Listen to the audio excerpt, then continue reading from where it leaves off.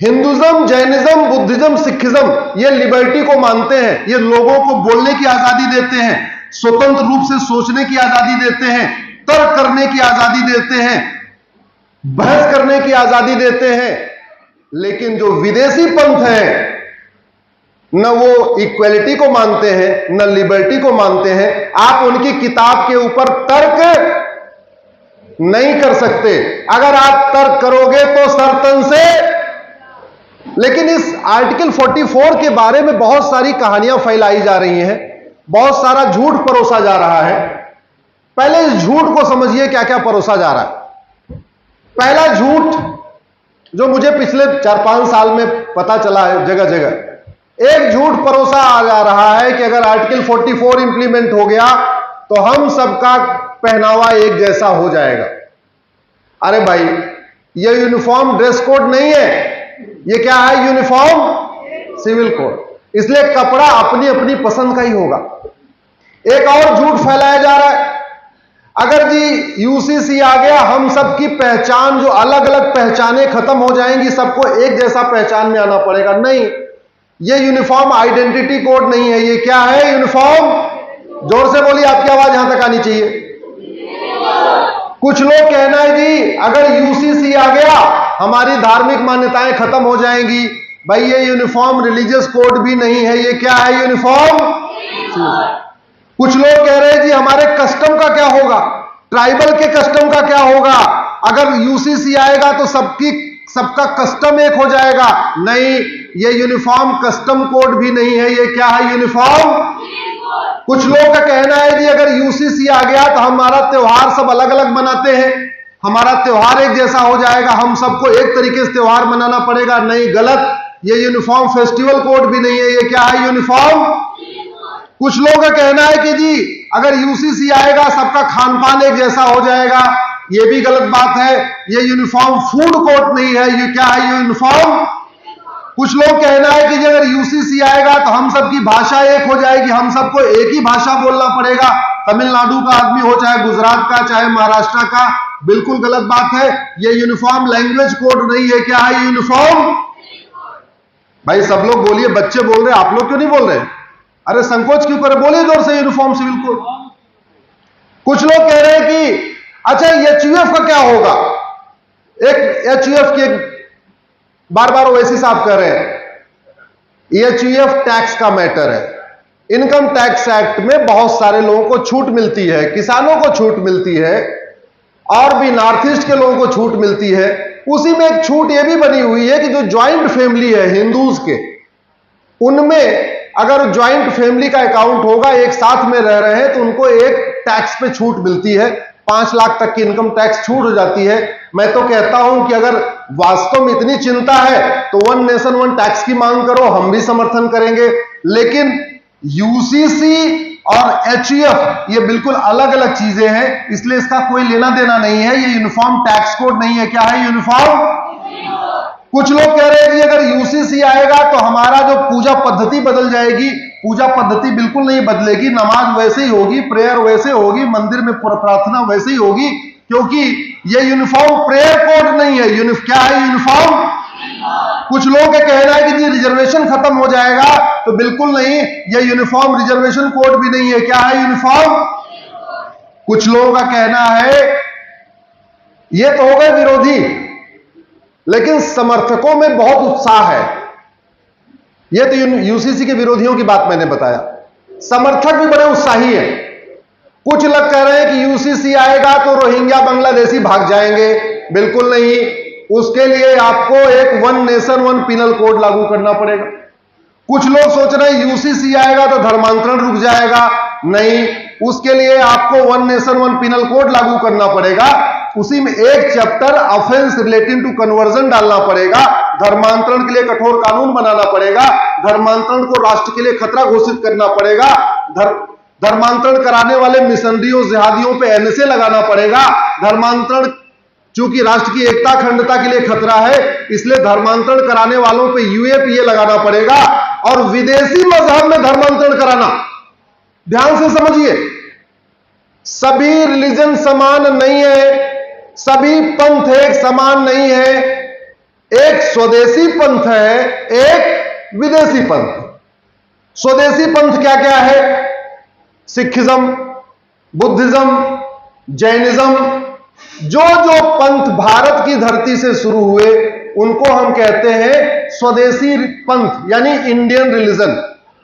जो रिलीजन भारत से बाहर पैदा हुए, भारत के बाहर शुरू हुए, वो क्या हो गए? Foreign religion. अब अंतर क्या है आप इसको समझिए।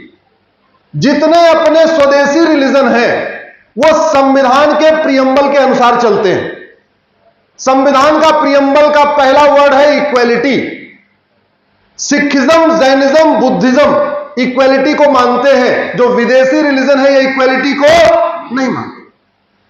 संविधान का दूसरा शब्द है लिबर्टी, लोगों को बोलने की स्वतंत्रता, सोचने की स्वतंत्रता, तर्क करने की स्वतंत्रता। सिखिज्म, बुद्धिज्म, जैनिज्म ये तीनों, और सनातन धर्म तो सबका पिता है ही है, वो तो मुख्य है, वो तो मुख्य पेड़ है।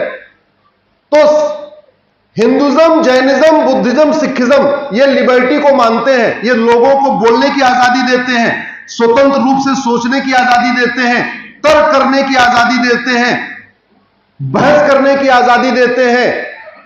लेकिन जो विदेशी पंथ है न वो इक्वेलिटी को मानते हैं न लिबर्टी को मानते हैं। आप उनकी किताब के ऊपर तर्क नहीं कर सकते। अगर आप तर्क करोगे तो सरतन से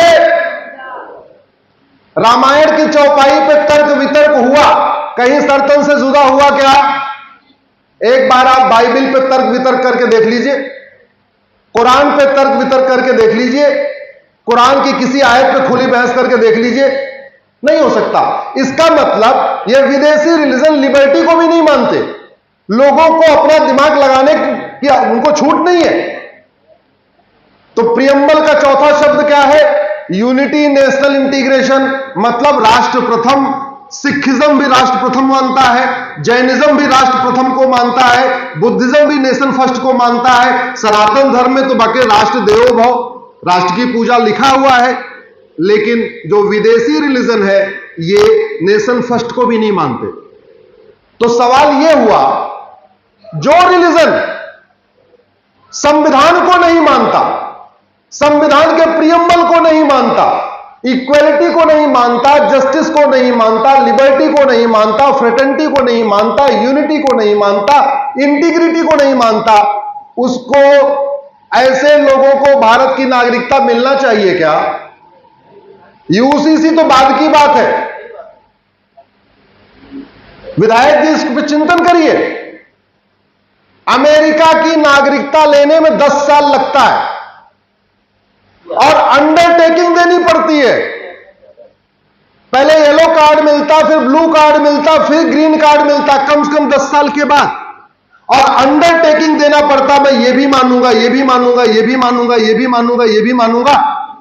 और अगर जितनी बातें कह दिया मानूंगा, उसमें कुछ भी तोड़ा, ग्रीन कार्ड वापस। अमेरिका की नागरिकता परमानेंट नहीं होती। चाइना में नागरिकता लेने के लिए अंडरटेकिंग देनी पड़ती, ये 15 पॉइंट मानूंगा। जिस दिन 15 पॉइंट में से एक पॉइंट अगर तोड़ दिया, तुम्हारी नागरिकता खत्म। सिंगापुर की नागरिकता लेने के लिए आपको 12 पॉइंट का चार्टर है, सब पे टिक करके देना पड़ता है। एक भी आपने तोड़ा, आपकी नागरिकता खत्म। दुर्भाग्यवश भारत में सिटीजनशिप का कोई रूल ही नहीं है, कोई नॉर्म नहीं है। तुम भारत की संस्कृति को मानते हो या नहीं मानते, फिर भी नागरिक बने हुए हो। वसुधैव कुटुंबकम को नहीं मानने वाला भी भारतीय बना हुआ है। नारी तू नारायणी को जो नहीं मानता वो भी भारतीय बना हुआ है। भाई, जिस देश में हम रहते हैं वहां की संस्कृति, वहां की परंपरा, वहां के ज्ञान विज्ञान को तो मानना पड़ेगा। भारत वाले अमेरिका में जाके जो ग्रीन कार्ड लेते हैं, अंडरटेकिंग देते हैं कि मैं अमेरिका के संविधान को मानूंगा, अमेरिकन कल्चर को मानूंगा, अमेरिकन कस्टम को मानूंगा, अमेरिकन ट्रेडिशन को मानूंगा। तो वैसे ही भारत में अब ये इस पे सोचना पड़ेगा कि क्या पैदा होते ही नागरिकता मिल जानी चाहिए या नागरिकता के समय हमें कुछ लेना चाहिए कि ये आपको 15 पॉइंट लेना पड़ेगा। क्या पैदा होते ही 18 साल का होते ही नागरिकता मिल जानी चाहिए, या वोटिंग के पहले हमें कुछ बनाना पड़ेगा, एक रूल फ्रेम करना पड़ेगा, भैया मैं ये मानूंगा तब वोटिंग का राइट मिलेगा। और उसका उदाहरण आपको बता दूं, जब सांसद विधायक बनना तो छोड़िए, जब सांसद और विधायक का फॉर्म भरा जाता है, इलेक्शन लड़ने के पहले फॉर्म भरा जाता है, उस फॉर्म में एक ओथ होती है। ओथ क्या होती है कि मैं यहां से प्रत्याशी बन रहा हूं, मैं यहां से चुनाव लड़ने वाला हूं, मैं भारत के संविधान को अक्षरशः मानता हूं, मैं भारत के संविधान को अक्षरशः पालन करूंगा। अभी वो जीता नहीं है, अभी विधायक नहीं बने, अभी सांसद नहीं बने, संविधान के शेड्यूल 7 के लिस्ट 3 में शपथ बनी हुई है। सांसद, विधायक, मंत्री, हाई कोर्ट के जज, सुप्रीम कोर्ट के जज के अलावा 2 फॉर्म और है। वो 2 फॉर्म किसके लिए है? भावी विधायक, भावी सांसद के लिए। और उसमें लिख के क्या कहते हैं, अभी सोचिए, अभी विधायक बने भी नहीं, सांसद बने भी नहीं, फिर भी क्या लिखते हैं? मैं भारत के संविधान को अक्षरशः मानूंगा, भारत के संविधान के अनुरूप व्यवहार करूंगा, मैं भारत के संविधान में आस्था रखता हूं और भारत के संविधान के अनुसार ही आगे भी अपना व्यवहार करूंगा। अब यह बताइए, कोई सांसद और विधायक जो हमारा मूल संविधान है और उस संविधान का जो प्रियम्बल है, जिसको उद्देशिका कहते हैं, जिसमें गोल्डन गोल है, गोल्डन गोल क्या है? 6, equality, justice, liberty, fraternity, unity और इंटीग्रिटी। जो सांसद विधायक इन 6 गोल्डन गोल्स के खिलाफ बोल रहा है, क्या उसकी सदस्यता नहीं जानी चाहिए? बोलिए जरा जोर से। अरे उसने शपथ लिया हुआ है, इलेक्शन लड़ने के पहले भी शपथ लिया और जीतने के बाद जब सांसद और विधायक बने तब भी शपथ लिया कि मैं संविधान का अक्षरशः पालन करूंगा। संविधान का अक्षरशः पालन करने का मतलब संविधान के प्रियम्बल का पालन करूंगा। अगर उस प्रियम्बल को हिंदी में करें तो धर्म की अधर्म का, प्राणियों में विश्व का। इसका मतलब हर सांसद विधायक शपथ लेता है, मैं धर्म की जय करूंगा, मैं अधर्म का नाश करूंगा, मैं प्राणियों में सद्भावना स्थापित करूंगा, मैं विश्व का कल्याण करूंगा। अगर आप प्रियम्बल के 6 शब्दों को हिंदी में रूपांतरित करिए तो ये 4 वाक्य बनते हैं। धर्म की जय हो, अधर्म का नाश हो, प्राणियों में सद्भावना हो, विश्व का। अब इतनी शपथ लेने के बाद कोई टीएस हसन, कोई ओवैसी, कोई XYZ वो विधायक सांसद बना कैसे रह सकता है? जो शपथ सांसद विधायक की वही शपथ हाई कोर्ट के, सुप्रीम कोर्ट के जज की। अगर हाई कोर्ट का जज ये कह दे कि मैं आर्टिकल 44 को नहीं मानता, क्या वो जज रहने के लायक है क्या? कोई सुप्रीम कोर्ट का जज कभी ये कह सकता है कि मैं आर्टिकल 44 का नहीं मानता? तो फिर सांसद विधायक कैसे कह सकते? वही शपथ तो उनकी भी है। जो शपथ हाई कोर्ट के जज की वही सुप्रीम कोर्ट के जज की, वही सांसद की, वही विधायक की। अपनी शपथ तोड़ना यह मक्कारी है कि नहीं? अपनी शपथ को तोड़ना देश के साथ गद्दारी है कि नहीं? तो जो लोग आर्टिकल 44 का विरोध कर रहे हैं, अपनी शपथ तोड़ रहे हैं, अपनी शपथ तोड़ रहे हैं, इसका मतलब वो मक्कारी कर रहे हैं, वो गद्दारी कर रहे हैं, वो देशद्रोह कर रहे हैं। ऐसे लोगों के साथ कड़ाई से पेश आने की जरूरत है। बिल्कुल ऐसे लोगों से कड़ाई से पेश आने की जरूरत है। और अब भारत की नागरिकता को परिभाषित करने की जरूरत है। एक बार यूसीसी लागू हो जाए, अगला जो मेरा टारगेट होगा कि पूरे देश में सबसे पहले, जैसे विदेशों में नागरिकता परिभाषित है, किसी को अनलिमिटेड सिटीजनशिप नहीं मिलती, टर्म्स कंडीशन के साथ सिटीजनशिप मिलती है, वैसे ही भारत में भी टर्म्स कंडीशन के साथ ही सिटीजनशिप मिलनी चाहिए। अगर टर्म्स कंडीशन तोड़ दे तो उसका वोटिंग राइट खत्म, अगर टर्म्स कंडीशन तोड़ दे तो नागरिकता खत्म। और यह व्यवस्था सिंगापुर में भी है, चीन में भी है, अमेरिका में भी है।